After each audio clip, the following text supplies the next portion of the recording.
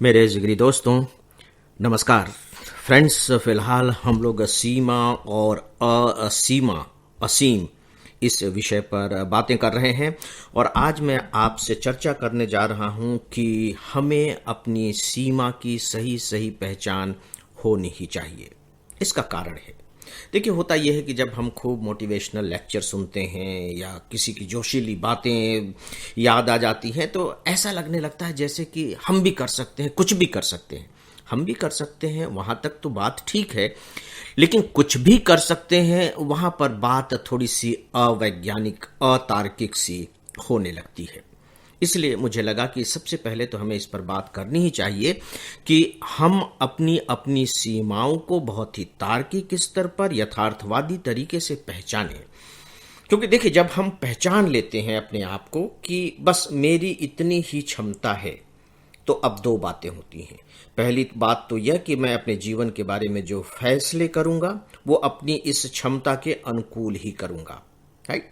और चलिए मान लीजिए कि मैंने कुछ ऐसा फैसला किया कि जो मेरी क्षमता से परे मुझे जान पड़ रहा है, दिखाई दे रहा है, तो वहां भी मुझे फायदा होगा। इस बात से फायदा होगा कि भाई मेरी क्षमता तो केवल यहीं तक है। अब मुझे जो मैंने अपना उद्देश्य बनाया है उसके लिए बहुत अधिक क्षमता की जरूरत है। तो मुझे 10 की जरूरत है, लेकिन है मेरे पास 4 ही, तो मुझे 6 और जुटाने हैं। तो मैं ये 6 और कहां से जुटाऊंगा? इसका मतलब यह है कि यदि मुझे अपनी क्षमता की सही पहचान हो जाती है तो फिर मैं अपनी क्षमताओं को विकसित करने के लिए काम करूंगा। ज्यादातर होता यह है कि हम अपनी क्षमताओं के विस्तार के लिए काम नहीं करते, अपने पर्पस को बड़ा बना लेते हैं और उस पर्पस के लिए जो किया जाना चाहिए बस उसमें जुट जाते हैं। करने वाला जो है, यानी कि जो हमारी क्षमता है, उस पर हम ध्यान नहीं देते और दोस्तों इसका नतीजा फिर अंत में दुखद ही होता है। मैं इसके बारे में कुछ उदाहरण आपको देना चाहूंगा, बिल्कुल सच्चे उदाहरण।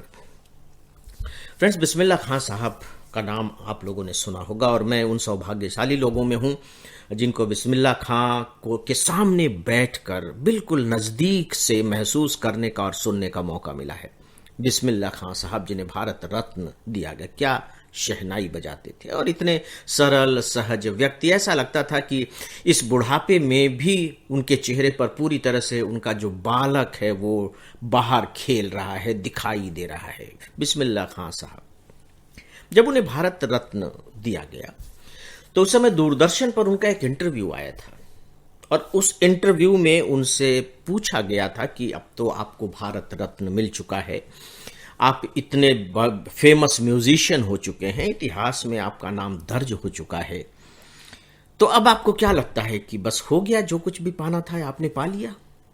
तो बिस्मिल्लाह खां साहब ने मुस्कुराते हुए बड़े बाल सुलभ तरीके से उत्तर दिया था कि नहीं, बस एक सुर लग जाए, बस इसी की तलाश है, बस एक सुर लग जाए। ये बात उन्होंने कही थी, बस एक सुर लग जाए। मतलब मैं शहनाई तो बजा रहा हूं और आप लोगों को पसंद भी शहनाई मेरी आ रही होगी, तभी आप लोगों ने भारत रत्न से मुझे नवाजा है, लेकिन जो मैं चाहता हूं वो अभी तक नहीं हो पा रहा, यानी कि किसी चीज की मुझे तलाश है। तो उस तलाश के लिए वो अपनी क्षमताओं को लगातार विकसित करते चले जा रहे हैं। ये मैं अपनी तरफ से ऐड कर रहा हूं, ये मेरा अपना कैलकुलेशन है, कह लीजिए, या अपनी सोच है। क्षमता यानी कि इतना सब कुछ पा लेने के बाद भी उन्हें लग रहा है कि नहीं, मैं अपनी क्षमताओं का पूरी तरह से इस्तेमाल नहीं कर पाया हूं, या फिर उन्हें यह लग रहा है कि नहीं, मुझे अपनी क्षमता अभी और बढ़ानी है ताकि मैं जो पाना चाह रहा हूं, यानी कि जो सुर लगाना चाह रहा हूं, वो किसी तरह से लग जाए। दोस्तों, मैं एक ऐसे सिविल सर्वेंट को जानता हूं जो मुझसे 2 साल बड़े थे। बहुत अद्भुत बात उनके साथ हुई थी। कस्टम एक्साइज सर्विस में थे वो। जब फर्स्ट अटेम्प्ट उन्होंने सिविल सर्विस का दिया तो उनकी रैंकिंग थी 143।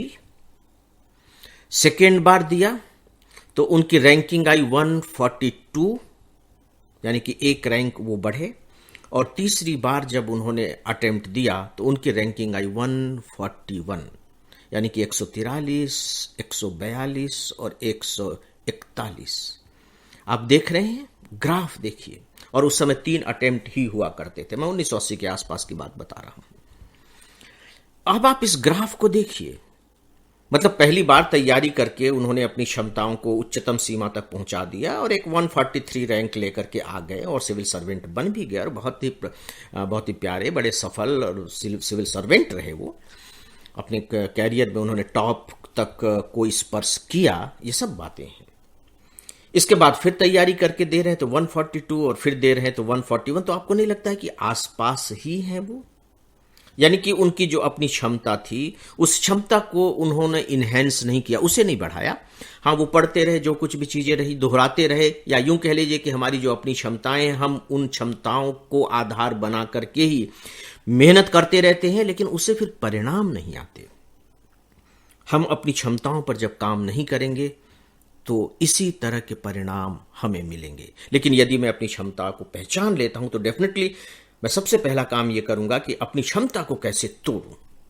तो दोस्तों, इस पर हम लोग आगे भी और बातें करेंगे। आज बस इतना ही।